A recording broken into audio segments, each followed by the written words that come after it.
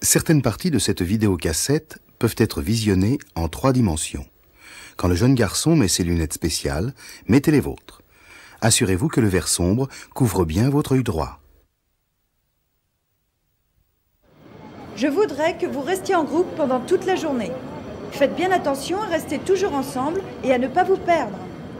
Nous nous retrouverons pour le déjeuner au point de rassemblement et je vous dirai alors où et quand nous nous retrouverons. Bart, tu écoutes? Vérifiez que vous avez bien un stylo ou un crayon sur vous. Cet après-midi, vous me rendrez vos feuilles d'activité et vos notes. Pas de problème? Quelqu'un a-t-il besoin d'un stylo? Non, personne?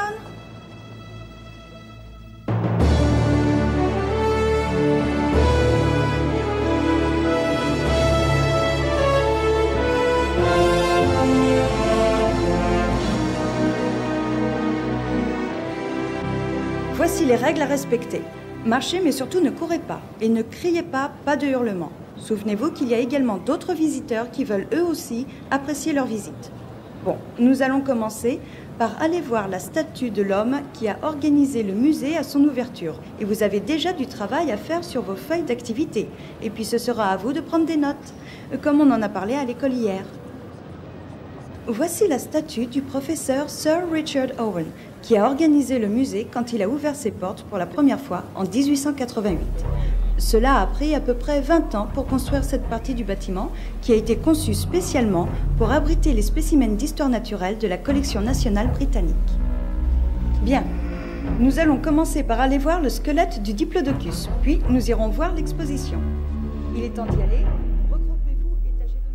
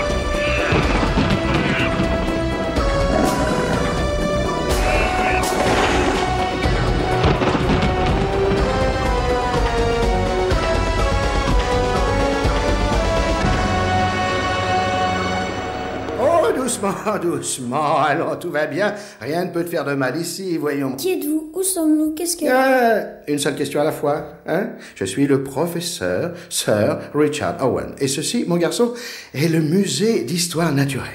Le musée d'histoire naturelle? Mais je devais venir avec ma classe ici demain. Vous habitez ici? Oh, je ne dirais pas cela. Non, je dirais plutôt que je traîne ici depuis très longtemps. Alors vous devez très bien connaître les dinosaures. C'est une supposition assez juste. Vous avez déjà vu un dinosaure? Tu veux dire comme Fred Pierre à Feu? Vous connaissez les pierres à feu? Je t'ai dit que cela faisait longtemps maintenant que je traînais par ici, mais personne, pas même Fred Pierre à Feu, n'a jamais vu de dinosaure. Tu vois cet animal gigantesque? Imagine qu'il représente l'histoire de notre planète, la Terre.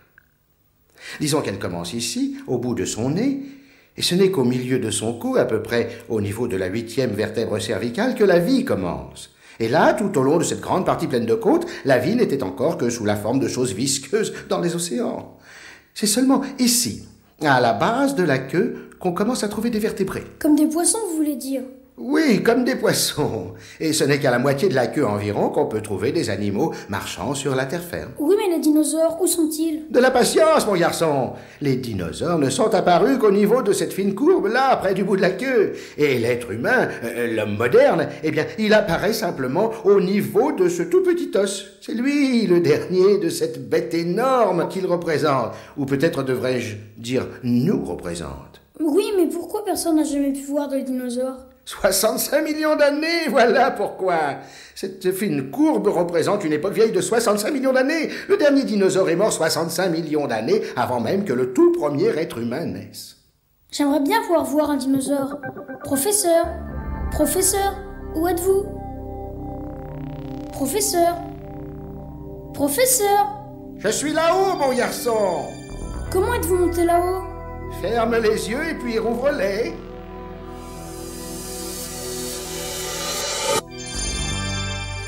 Comment est-ce que vous avez fait? Oh, ça n'était rien, mon garçon. Tiens, mets tes lunettes et jette un coup d'œil à notre ami géant là en bas. Assure-toi que le verre sombre couvre bien ton œil droit. Waouh, regardez! Nous ne voulons pas attirer son attention. Il est aussi grand qu'un éléphant. En fait, il est aussi long que 5 éléphants mis bout à bout.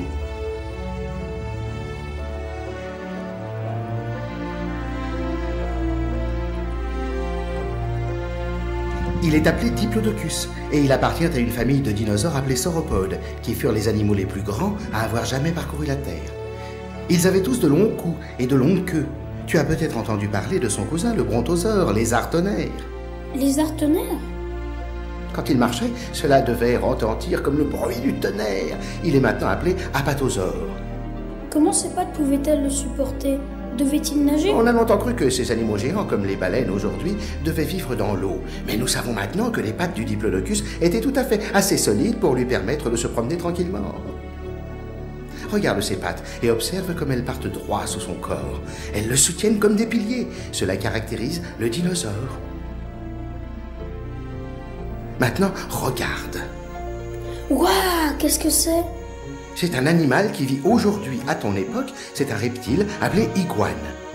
Regarde comme ses pattes dépassent de chaque côté de son corps.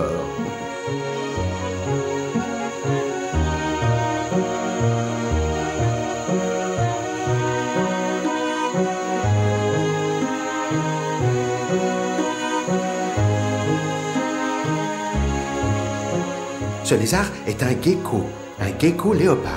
Ses pattes dépassent aussi sur le côté. Oui, ce qui veut dire que ce ne sont pas des dinosaures. Mais regarde le Diplodocus, ses pattes sont placées juste sous son corps, comme tous les dinosaures.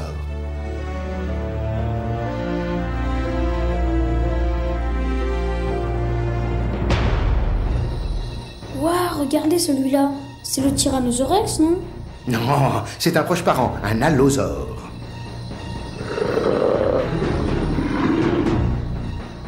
Bien qu'il marche aussi sur deux pattes, il est pourtant très différent du Diplodocus. Mais ses pattes sont bien droites sous son corps, ce qui nous indique que c'est bien un dinosaure.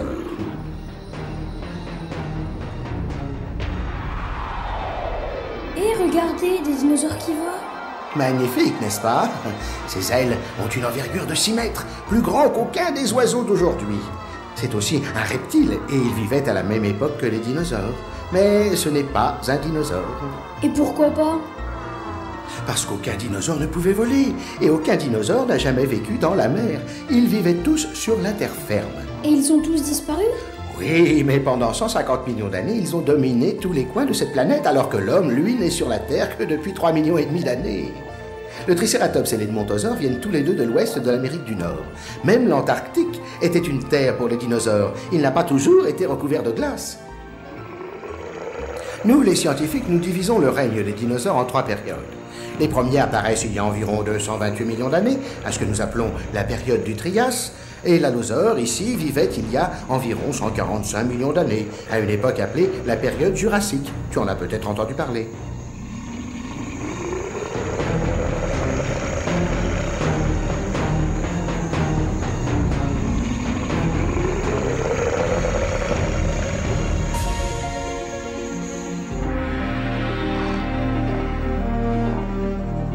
Ça, Ça, c'est un tricératops. Très bien. Vous avez vu ses cornes? Quand vivait-il? Ah, je vois que vous appréciez un beau dinosaure, jeune homme. Magnifique. Tricératops veut dire face à 3 cornes, et cela correspond à la description. Il vivait à la fin de l'époque des dinosaures, au cours de la période appelée Crétacé, qui s'est terminée il y a 65 millions d'années à peu près. Alors...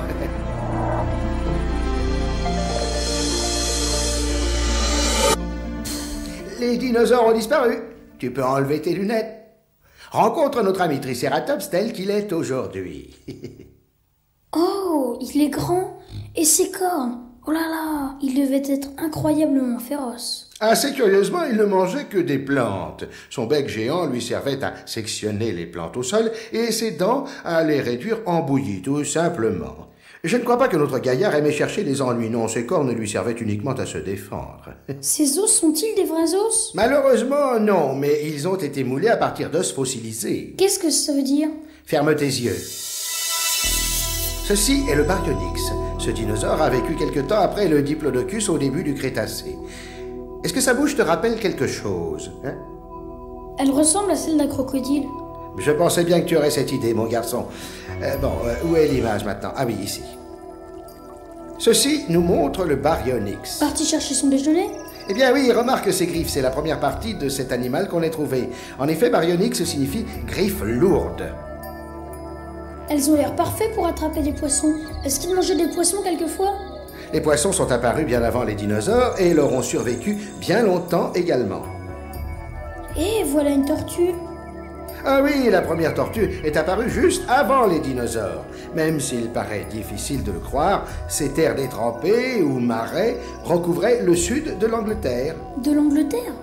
Mais oui, bon, la bouche du Baryonyx, semblable à celle d'un crocodile, était parfaite pour attraper les poissons.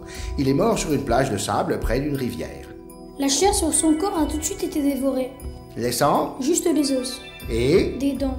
Alors? Les os sont enfouis sous la terre. Pendant très très longtemps. Et alors qu'ils sont sous terre, les os se transforment en pierre. En pierre? Exactement de la même forme que les os à l'origine? Bien. Des fossiles. Bien sûr. Ces os ne viennent pas du Baryonyx, mais d'un autre dinosaure, l'Edmontosaure, que tu as déjà vu. Peut-être qu'un jour je pourrai trouver un dinosaure.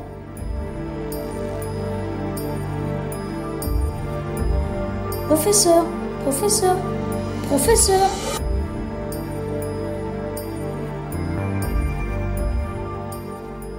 Ah, jeune homme, je pensais bien que je te retrouverais. Eh bien, des dizaines et encore des dizaines de millions d'années plus tard, des scientifiques appelés paléontologues déterrent ces fossiles, les nettoient et tentent de les assembler une nouvelle fois comme un gigantesque puzzle.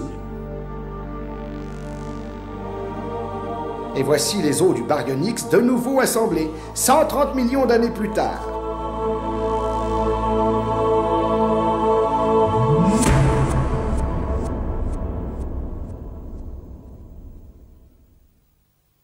Alors tous les dinosaures dans les musées sont de vrais fossiles? Pas tout à fait. Souvent, ce sont des copies parfaites de ces os en fibre de verre. Les musées font plus d'une copie à chaque fois et en fait procèdent à des échanges entre les différents squelettes de dinosaures. Comme si on échangeait des cassettes vidéo? En quelque sorte, oui. Comment s'appelle celui-là? Celui-ci est un Camarasaurus de la période jurassique. Il a été trouvé dans l'État américain de l'Utah. Camarasaurus? Oui, c'est ça. Qu'est-ce que ça veut dire? Lézard chambre, et peux-tu deviner pourquoi? Peut-être parce qu'il pouvait dormir sur son ventre? Non. Tu vois, le Camarasaurus et d'autres dinosaures sont devenus tellement énormes que la nature a dû mettre au point des os qui soient à la fois très légers et très solides. Alors comment a-t-elle fait? Professeur? Professeur? Tu vois ces os de l'Ornithopsis, un proche parent du Camarasaurus, plein de trous. L'air est plus léger que l'os, et Camara veut dire pièce ou chambre. Alors ces os sont remplis de cavités, de chambres, de trous, mais de telle façon que les os soient légers tandis que leur solidité demeure intacte, comme un rayon de miel. Ou comme du gruyère? Si tu préfères, oui. Et à qui sont ces bras? Ils pourraient appartenir au plus grand carnivore de tous. Waouh! Eh oui, ils ont été trouvés en Mongolie. Il est appelé Deinocheirus. Le nom signifie main terrible. Si j'avais des mains comme ça, ce serait effectivement assez terrible. Est-ce que c'est un T-Rex géant? La forme des bras indique qu'il n'était pas du tout comme le tyrannosaure. Cette unique paire de bras est tout ce que nous savons de cet animal.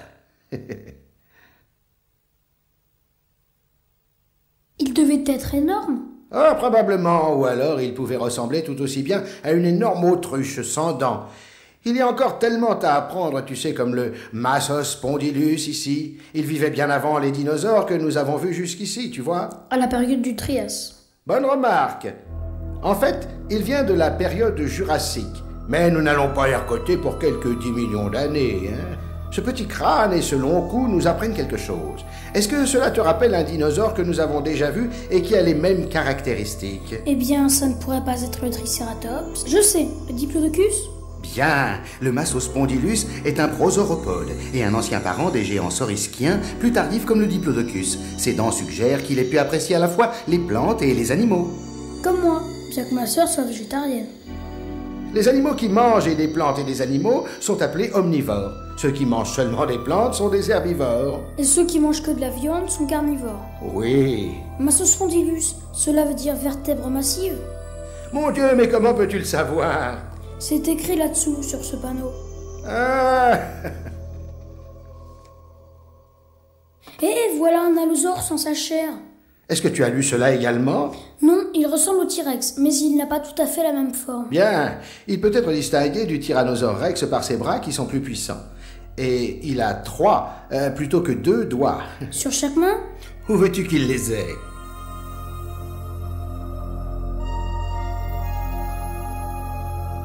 Maintenant, je voudrais que tu regardes plus particulièrement au-dessus de chaque œil de cet animal.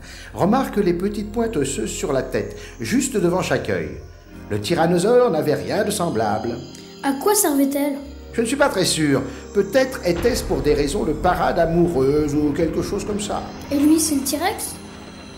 Mais si j'avais le choix, j'éviterais les deux. En parlant de choses à éviter, voilà encore un autre prédateur meurtrier, l'Albertosaurus. D'Alberta au Canada? Correct. Mon oncle habite là. Ah, comme c'est intéressant.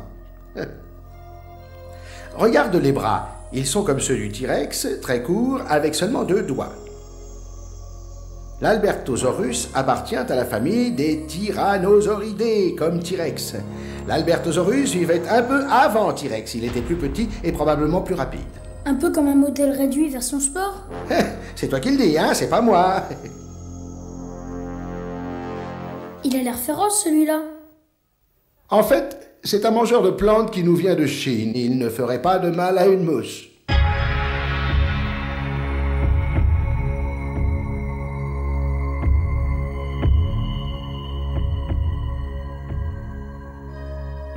Je suppose que je devrais dire que ce n'est pas parce qu'il mange des plantes qu'il est totalement inoffensif, comme je suis sûr que nous le verrons. Comment s'appelle-t-il? Tuogyangosaurus. Il appartient à un groupe de dinosaures appelé stégosaures. Comme tous les stégosaures, il avait une double rangée de plaques sur le dos. Comme nous le verrons, elles avaient un certain nombre de fonctions. Tuo quoi? Tuogyangosaurus. Le nom vient de la langue chinoise. Les dinosaures viennent de partout? Comme je le disais, pendant des dizaines de millions d'années, ils furent l'espèce dominante sur toute la Terre. Celui-là ressemble à un oiseau géant sans plumes. En fait, c'est un Gallimimus, ce qui veut dire imitateur de poule. Il appartient à un groupe de dinosaures appelé ornithischiens. Son long cou et ses membres postérieurs grêles mais puissants lui donnent l'apparence de certains animaux qui ne peuvent pas voler, comme l'autruche par exemple. Bien qu'il soit un parent des dinosaures mangeurs de viande, le Gallimimus est intéressant car il n'avait pas de dents. Par conséquent, il est difficile de savoir ce qu'il mangeait exactement. Clairement, ses mains ont été conçues pour saisir, mais quoi au juste cela, nous ne le savons pas. Y a-t-il des choses que nous savons? Eh bien, il devait certainement courir très vite, je pense que tu peux le voir toi-même, et son cerveau comme ses yeux était assez grand pour un dinosaure. Je pense que sa vision devait être très développée.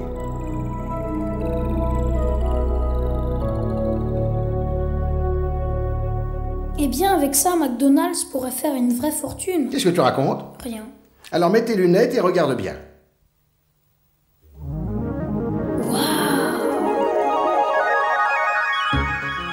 Voici à quoi devait ressembler le Gallimimus, d'après les scientifiques, quand il vivait en Mongolie au Crétacé.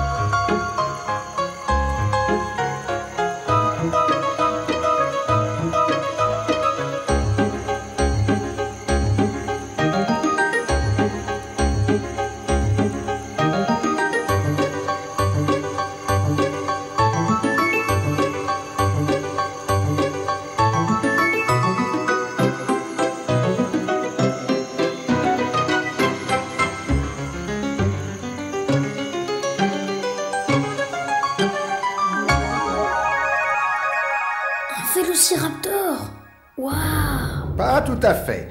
Ce sont des droméosaurus, lézards qui courent, un proche parent du vélociraptor. Et eux aussi chassaient en meute.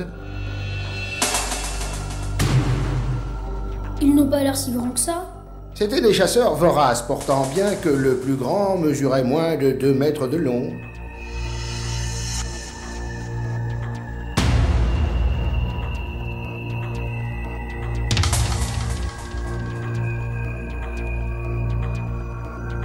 Regarde, des dents comme des lames de rasoir, un corps puissant et musculeux, et sur les mains et les pieds, des griffes parfaitement conçues pour lacérer de la chair.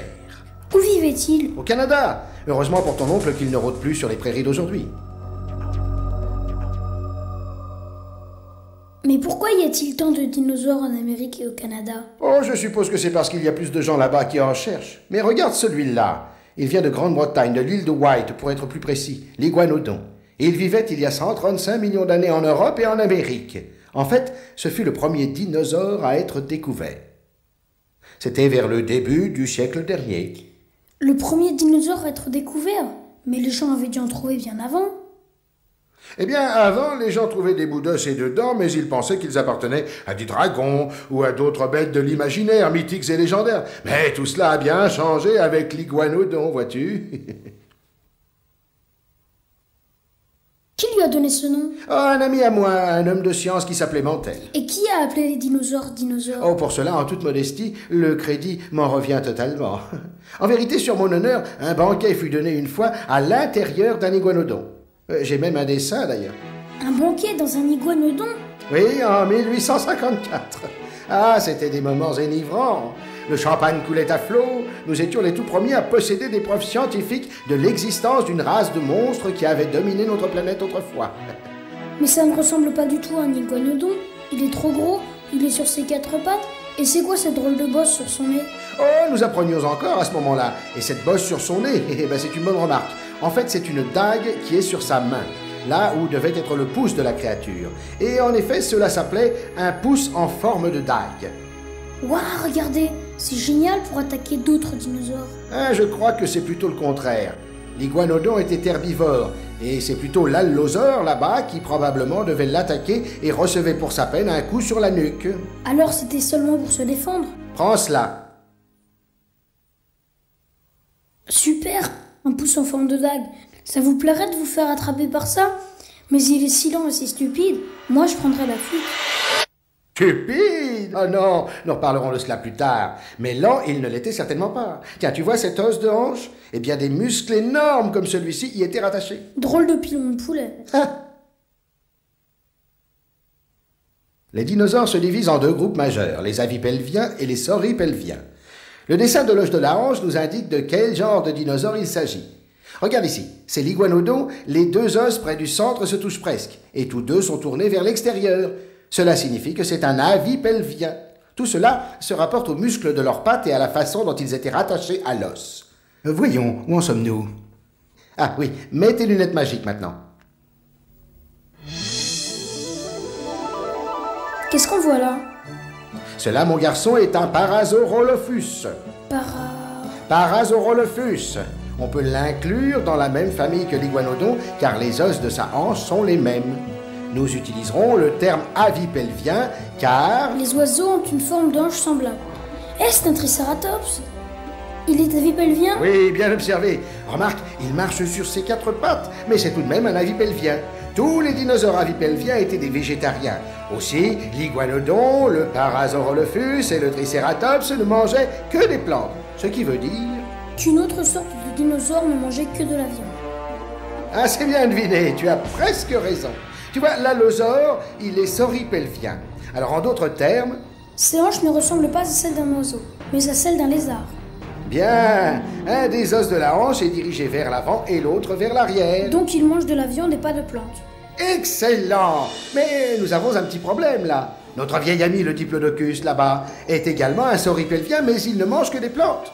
Tous les dinosaures avipelviens mangent des plantes. Mais chez les sauripelviens, certains mangent des plantes aussi, tandis que d'autres ne mangent que de la viande. Le diplodocus devait en manger des montagnes. Mais on a l'impression qu'il n'a pas de dents. Bien observé, mon garçon. En fait, il avait des dents, mais elles étaient très faibles. Il s'en servait surtout pour couper les feuilles des branches. Presque 1 tonne par jour. 1 tonne par jour? Mais comment les mâche-t-il? Ah, il ne les mâche pas. Il avale des pierres de la taille d'un œuf de poule qui broie la nourriture comme une meule broie la farine.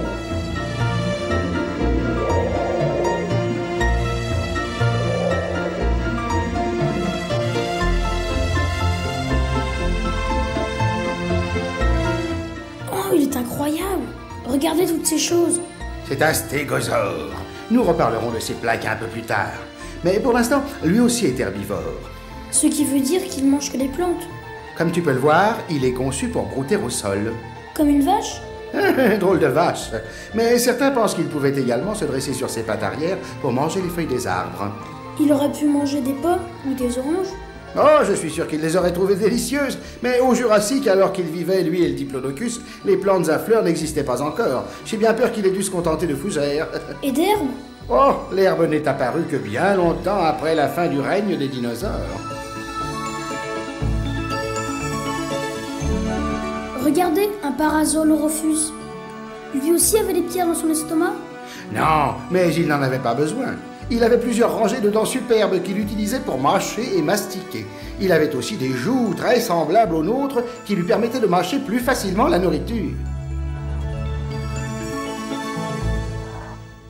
Professeur, Par ici, jette un coup d'œil à cela. c'est la tête d'un Parasaurolophus? C'est énorme.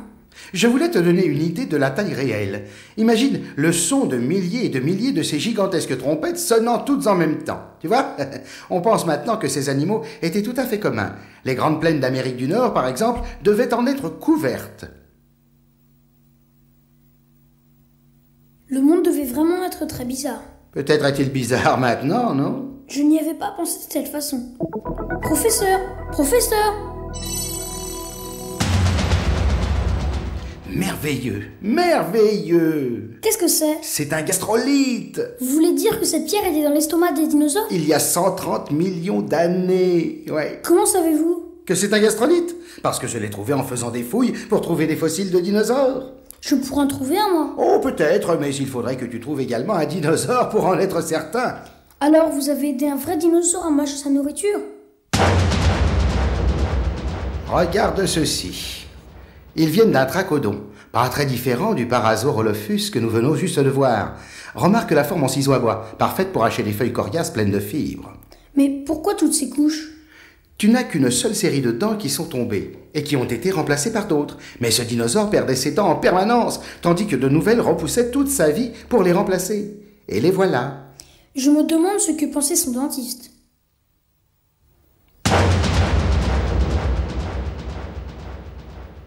À ton avis, qu'est-ce que c'est? C'est une dent? Je ne pense pas que ce soit pour les feuilles. Tu as tout à fait raison, c'est pour déchiqueter de la viande. C'est si aiguisé, dentelé, comme un couteau. On la surnomme la dent chirurgienne, et regarde, elle est recourbée afin de mieux agripper la chair de sa proie. Au cas où elle essaierait de s'échapper?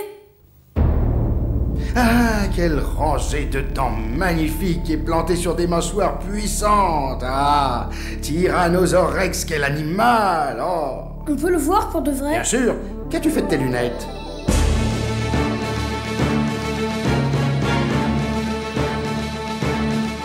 C'est le plus grand dinosaure de tous les dinosaures?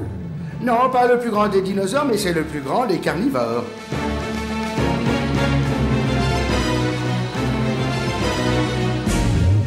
Sais-tu ce que veut dire Tyrannosaure Rex?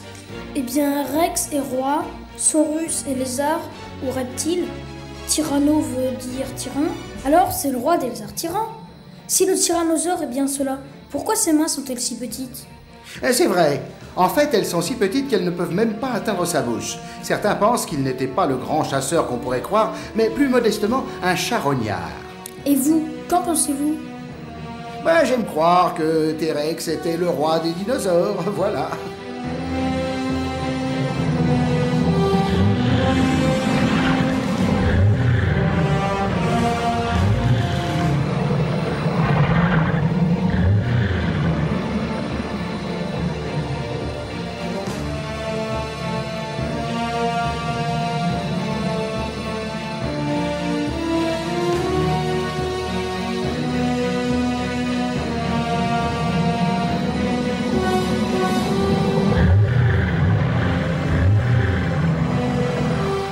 pas des dinosaures. Je parie qu'il peut tous les battre.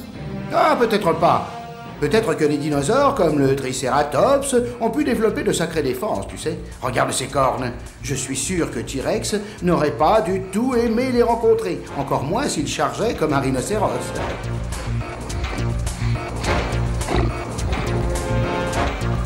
Et pourquoi tous ces os derrière sa tête? La collerette, oh, elle avait deux fonctions. Elle ancrait les muscles énormes de la mâchoire et, tout aussi important, elle fournissait une protection cuirassée pour le cou. Là, c'est encore un stégosaure. Je suis sûr que T-Rex n'avait pas de problème avec lui. En fait, le stégosaure vivait plus tôt, mais il devait faire face à des mangeurs de viande comme l'allosaure. Est-ce que tu as remarqué ces grands aiguillons acérés sur sa queue? Ah oui. Il pouvait donner une volée de coups et lacérer n'importe quel adversaire. Ouais.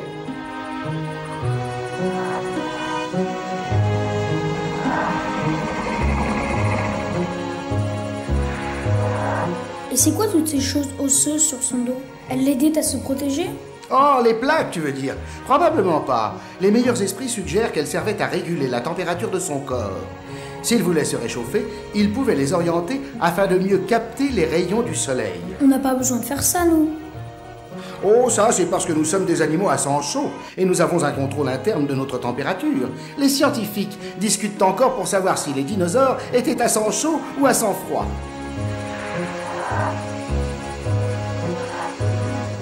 Tiens, nous n'avons pas encore vu celui-là. Lui, c'est un Euoplocéphalus.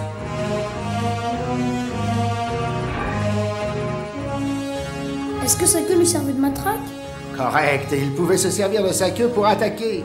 Ses pointes étaient son armure et même ses paupières étaient protégées. Te rappelle-t-il quelque chose de ton époque? Un tank? Exactement. Seul son ventre était vulnérable, mais près du sol et dangereux à atteindre. Alors il n'y a rien de nouveau depuis 150 millions d'années.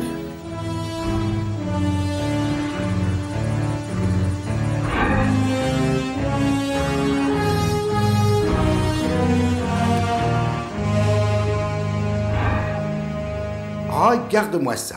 C'est une corne de Triceratops. La partie osseuse était recouverte d'une couche de corne acérée meurtrière. C'est tranchant? Oui, en ce qui concerne le tyrannosaure, son déjeuner pouvait résister plutôt férocement.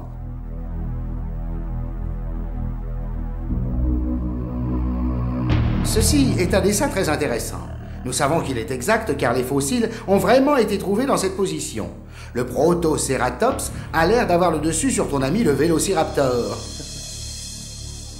J'imagine que vos mangeurs de plantes étaient plus coriaces que je ne le pensais. Tiens, prends ceci. Qu'est-ce que c'est?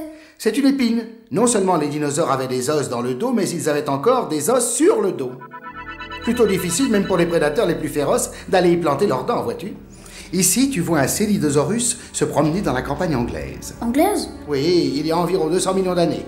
Et ce prédateur y pensa 2 fois avant de s'attaquer à son casse-croûte. Est-ce que tu peux deviner ce que c'est? Ça ne peut pas être une queue massue? C'est trop lourd. Mais c'est ça, ce qui montre bien la puissance incroyable de ces bêtes. Les muscles de leur queue devaient être énormes. Et voilà encore le Euoplocéphalus, avec une queue comme une ancre. Un seul coup de cette énorme queue comme un maillet pouvait facilement briser la jambe de n'importe quel énorme tyrannosaure. Y a-t-il des animaux aujourd'hui avec des queues comme des marteaux? Beaucoup d'animaux se servent de leur queue pour se défendre, mais rien d'aussi dévastateur que cela.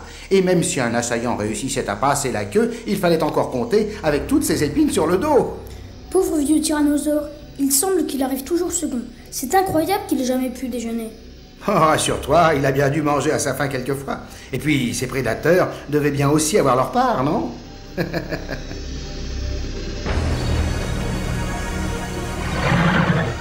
Ouais, c'est un tyrannosaure. Ah non, ce doit être un allosaure. Il est trop petit et ses bras sont trop gros. Il attaque un diplodocus.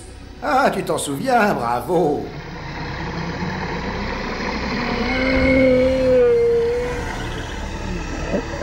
Regardez la tête du pauvre diplodocus. Il ne semble pas avoir de défense du tout. Oh, mais il en a. Déjà, sa taille le protège comme les éléphants d'aujourd'hui. Et puis leur queue qui ressemble à un fouet. Je doute que l'allosaure appréciait d'en recevoir un coup, tu sais.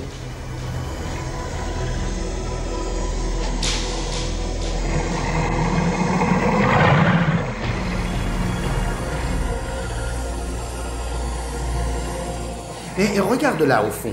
Il est tout à fait possible que le diplodocus se déplaçait en troupeau. Exactement comme des buffles? Exactement.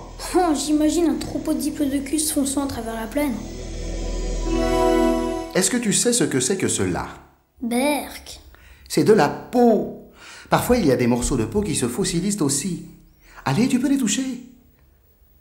C'est rugueux, plein de bosses et d'os.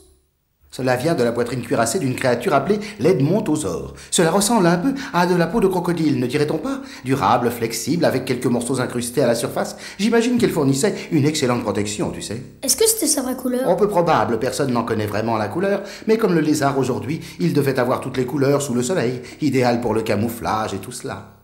Mais il y a tellement de dessins de dinosaures, comment les a-t-on fait? Un peu de spéculation et beaucoup d'imagination, je suppose. Regarde, un ténontosaure. L'idée de l'artiste est de baser la couleur de la peau sur celle des reptiles vivants aujourd'hui.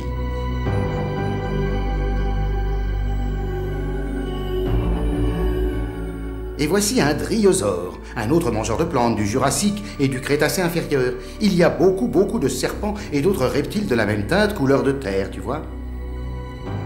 Et voici un Hypsilophodon. Sa couleur était un peu celle d'un iguane, verte et bosselée. Oui, je crois que tu as vu juste. Maintenant, ferme les yeux et nous allons continuer. Voici le squelette d'un Hypsilophodon. Il avait encore une autre défense contre les prédateurs. Il a l'air construit pour la vitesse. Tout à fait correct. Sa défense consistait à s'enfuir. Regarde ses longues pattes, de grandes enjambées, des muscles puissants.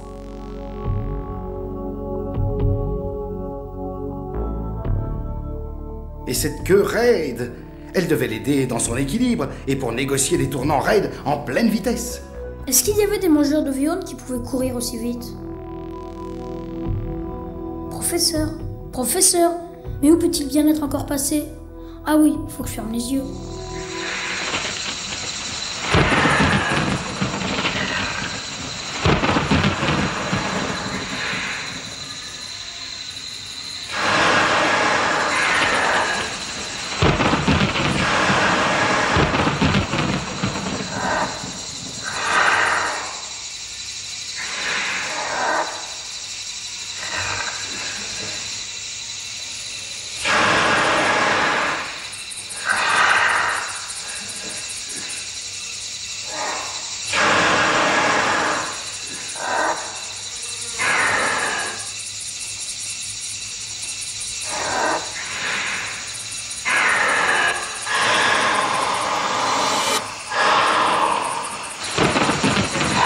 Fantastique, n'est-ce pas? C'est une bande de Deinonychus attaquant et festoyant sur un Edmontosaure mangeur de plantes qui s'est peut-être éloigné de son troupeau, vois-tu? Des quoi? Deinonychus. Ils sont comme les vélociraptors? Oh, très proches parents. Deinonychus signifie griffe terrible. Tu peux voir pourquoi. On pense qu'ils sautaient sur leur proie et les déchiquetaient à mort. Vous pensez qu'ils organisaient leurs attaques comme des loups ou des lions? Personne ne le sait vraiment. Personnellement, je pense qu'ils n'étaient pas assez évolués pour être organisés. Mais si j'en voyais arriver, je mettrais la plus grande distance entre eux et moi. Malheureusement pour lui, l'Edmontosaure ne l'a pas fait. Cet Edmontosaure a l'air différent de celui qu'on a déjà vu. Souviens-toi, mon garçon, de la couleur, de l'imagination et de la spéculation rationnelle. Mais les griffes étaient tout à fait réelles, elles. Regardez cette courbe effrayante sur son doigt de pied.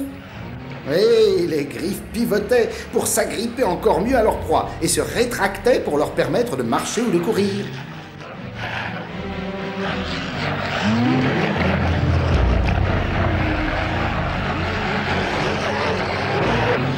Ils le mangent vivant?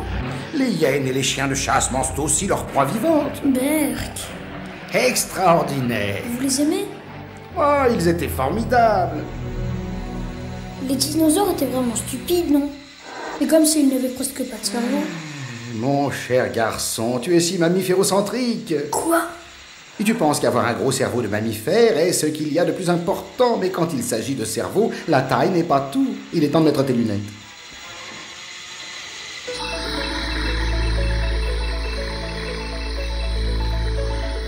Voilà un stégosaure. Il avait 2 cerveaux, je crois. Ah, une autre erreur courante. Comme toi et moi, son cerveau était dans sa tête. Certains ont cru qu'il en avait un deuxième près de sa hanche, mais ce n'était qu'un énorme nerf qui contrôlait son arrière-train.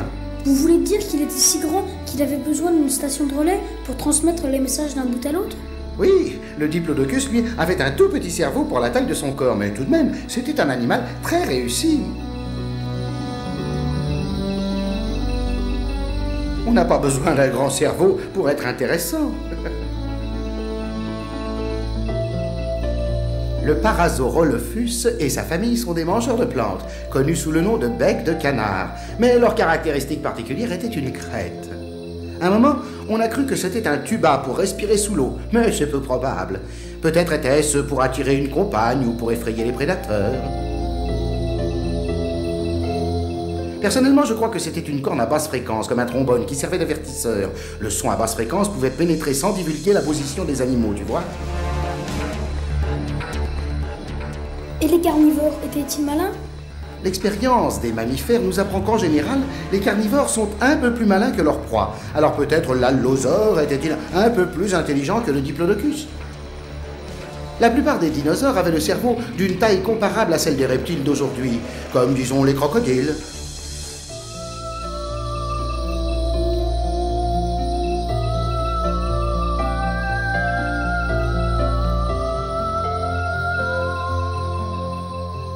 Mais ce sont les petits chasseurs qui avaient le plus grand cerveau, comme le troodon ici. Son cerveau était à peu près de la même taille que celle d'un oiseau moderne de la même masse. Alors, dans le monde des dinosaures, une cervelle d'oiseau veut dire futé?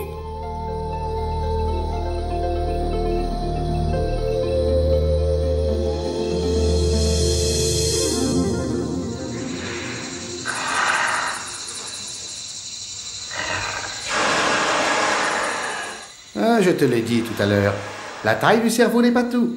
Pense au gorille, par exemple. Son cerveau est bien plus grand que celui de n'importe quel dinosaure. Et pourtant, il est menacé de disparition. Par contre, les cafards, avec pratiquement pas de cerveau, vivaient avant les dinosaures et probablement nous survivrons. Je me souviendrai la prochaine fois que je raterai un exo de maths. Professeur! Oh là là, ça recommence.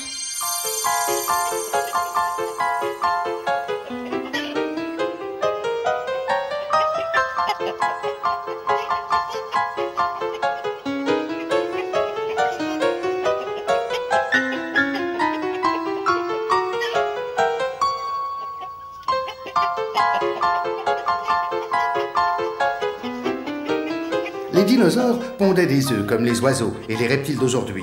Est-ce qu'ils laissaient leurs petits se débrouiller tout seuls? Pas du tout. Tout laisse croire que ces Maiasaura avaient des parents très intentionnés. Les nids étaient soignés et bien construits. Regarde ici, un des parents, ou peut-être les deux, viennent nourrir les petits. Oh, regardez ce bébé qui attend son dîner. Qu'est-ce qu'il mange? Des fougères. Des fougères? Qu'est-ce que c'est? Ce n'est pas un dinosaure. Exact, il a l'air d'un voleur de nids. Et qui réussit. Les Maiasaura étaient aussi plutôt réussis. C'étaient des parents du Parasaurolophus et on en trouvait en grand nombre. Ils devaient avoir un instinct sédentaire car ils retournaient toujours pondre leurs œufs au même endroit.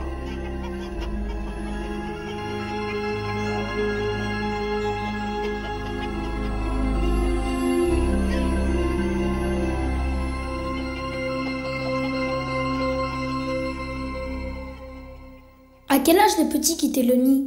Oh, je ne sais pas trop, mais probablement quand leurs pattes étaient suffisamment solides pour leur permettre de courir très vite, tu vois. Voici un autre dessin qui nous montre des parents attentifs. Nos vieux amis, les tyrannosaures, attaquent un groupe de centrosaures. Ils ressemblent au Triceratops? Très similaires, mais avec une corne seulement.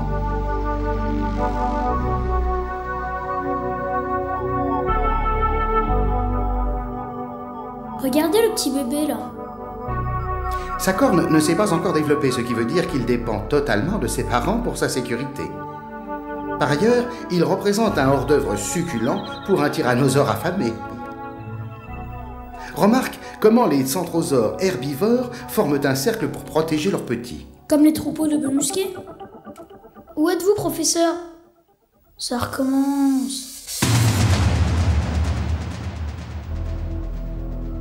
Il fallait absolument que je te montre celui-ci. Le Célophysis vivait il y a 220 ou 225 millions d'années. Au Trias supérieur? Excellent! Au Nouveau-Mexique, aux États-Unis. Enfin, ce n'était pas les États-Unis alors, mais tu vois ce que je veux dire. Observe ses dents et ses griffes acérées qui nous indiquent... qu'il est probablement carnivore. Bien. Ce qui est intéressant, c'est ce qu'on trouve ici, à l'intérieur de sa cage thoracique, vois-tu? C'est son dernier repas. Ah oui. Encore préservés, ce sont les os fossilisés d'un Célophysis plus petit. Alors... Il est cannibale. Il est difficile d'en tirer une autre conclusion. Il semble qu'il y a un dinosaure pour chaque possibilité. C'est un animal très versatile. Professeur? Alors, tu suis. Bien. Maintenant, tu as demandé combien de temps pouvait vivre un dinosaure, n'est-ce pas? Je l'ai demandé? Je suis sûr que tu allais le faire. Ceci, mon garçon, est une partie de la patte d'un iguanodon. Regarde ici, il y a des signes d'arthrite. Oh, excuse-moi, mais rester accroupi à mon âge est difficile. Quand ils vieillissaient, les dinosaures, comme le propriétaire de cette jambe, souffraient souvent du même type de maladie que certains hommes d'aujourd'hui, vois-tu? Moi-même, j'ai très mal aux genoux. Combien de temps vivaient les dinosaures et comment le sait-on? Les anneaux! Les anneaux apparaissent pendant la croissance du dinosaure. Comme les anneaux des arbres? Oui, mais nous ne savons pas s'ils apparaissaient tous les ans. Cependant, on peut les compter pour estimer la durée de vie d'un dinosaure qui va de 15 à 50 ans ou même plus. En général, plus ils étaient grands et plus ils vivaient longtemps. S'ils arrivaient à survivre jusqu'à un âge avancé. Professeur! Professeur! Tu as entendu parler des gens qui ont la tête dure, mais ceux-ci les battent tous. Jusqu'à 25 cm d'épaisseur, rien que de l'os massif. C'est extraordinaire, non? 25 cm? Pourquoi? Eh bien, comme des chèvres de montagne, les Pachycéphalosaurus se fracassaient la tête en se battant pour leur compagne. Regarde. Alors cette épaisseur d'os protégeait leur petit cerveau? Non, non. Rappelle-toi, la taille ne compte pas, bien que leur cerveau fût en fait petit, environ de la taille d'une balle de tennis. Mais ce rituel indique une certaine mesure d'organisation sociale. C'est la loi du plus fort alors. Celui qui a la tête la plus dure a le dessus. C'est une manière intéressante de présenter. Si les dinosaures étaient si incroyables, qu'est-ce qui s'est passé? Pourquoi ont-ils disparu? Eh bien, comme je le disais, les dinosaures font partie des animaux les plus réussis ayant habité la Terre, vois-tu? Ceci devait être une scène familière à la fin du Crétacé. Ainsi, c'est à cela que ressemblait notre monde alors. Il y a 70 millions d'années à peu près, ceci était un spectacle normal de tous les jours. De tous les jours? Pendant des millions et des millions d'années. Juste un groupe d'herbivores venus boire et se baigner. Regardez qui rôde au fond, le tyrannosaure. Encore aujourd'hui, des carnivores comme les lions viennent au point d'eau guetter les herbivores. Or, notre imagination, c'est un temps et un monde perdu pour toujours. Sauf pour les fossiles. En effet, on trouve des fossiles de dinosaures dans les roches jusqu'à la fin du Crétacé, mais aucun après cette période. Alors les dinosaures ont dû disparaître rapidement? Eh bien, en temps géologique, oui, très vite. Mais ils étaient déjà sur le déclin, vois-tu. Qu'est-ce qui s'est passé? Mets tes lunettes et on va voir si on peut le découvrir.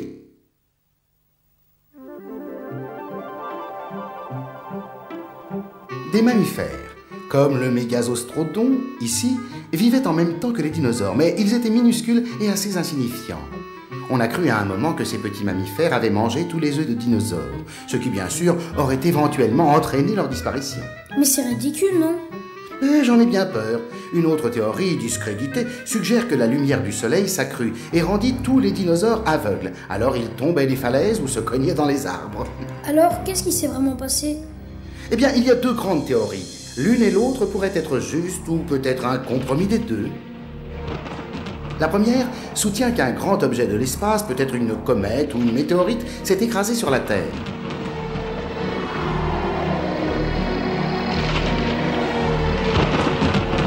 Tant de gaz, de poussière et de débris envahirent l'atmosphère que la lumière du soleil ne pouvait plus passer. Les plantes sont mortes, les herbivores n'avaient plus rien à manger, et comme ils mouraient, les carnivores moururent de faim également.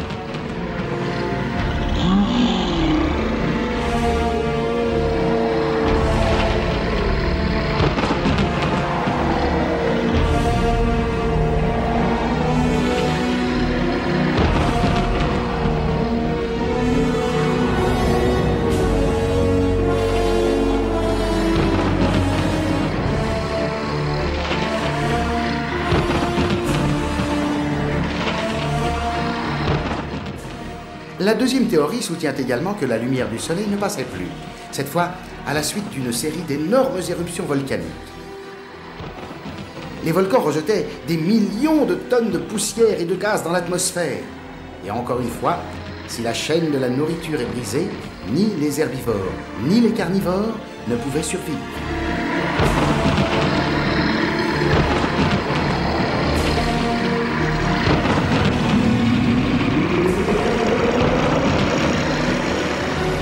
C'est vraiment triste, j'aimais bien les dinosaures. Ils ont tous disparu sans que ce soit de leur faute. Personne n'en verra plus jamais. Peut-être que tout n'est pas perdu. Mets tes lunettes. Tu te souviens du ptéranodon? Un reptile qui volait à l'époque des dinosaures. Il n'était pas la seule créature à voler dans ces cieux d'autrefois. Ceci est un Archéoptérix. C'est le plus ancien oiseau connu. Nous savons que c'est un oiseau car ses fossiles nous apprennent qu'il avait des plumes.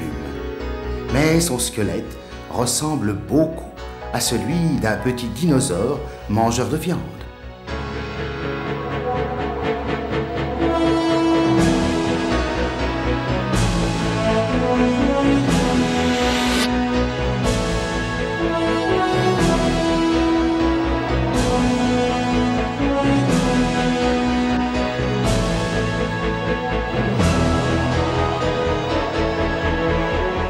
Mais alors, si les oiseaux descendent des dinosaures, les dinosaures sont encore parmi nous?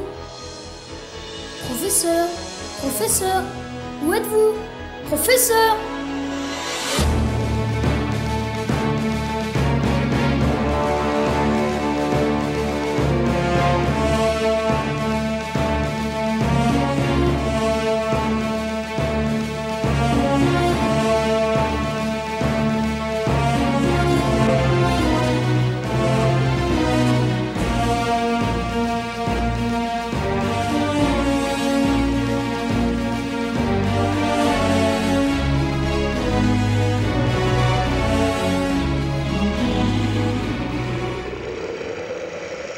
Alors, lequel d'entre vous va pouvoir me dire le nom de l'homme qui a inventé le mot dinosaure?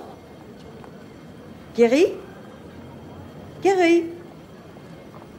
Comment s'appelait l'homme qui a inventé le nom dinosaure? Sir Richard Owen. Une fois, il a même dîné à l'intérieur d'un iguanodon. Et il paraît que la dague de son pouce était sur son Gary, nez. tu es resté dehors sans ton chapeau? Pourquoi? Bon, allez les enfants, on y va.